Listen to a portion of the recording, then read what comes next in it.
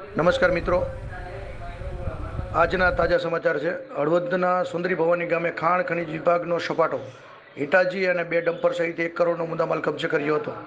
હળવદ તાલુકાના ખનીજ ચોરો બેફામ બન્યા છે, ત્યારે હળવદ પોલીસ અને ખનીજ વિભાગ દ્વારા અવારનવાર કાર્યવાહી કરવામાં આવતી હોય છે.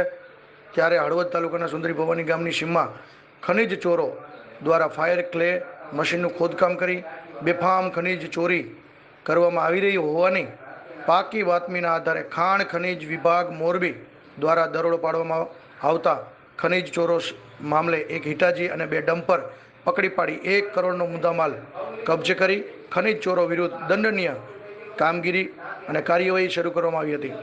આ બાબતની જાણવા મળતી વિગતો મુજબ મોરબી ખાણ ખનીજ વિભાગ ભૂસ્તર શાસ્ત્રી JS વાઢેર સાહેબ અને તેમની ટીમને હળવદ તાલુકાના સુંદરી ભવાની ગામની સીમમાં ફાયર ક્લેનનું ગેરકાયદેસર રીતે ખોદકામ કરી ખનીજ ચોરી કરવામાં આવી રહી હતી.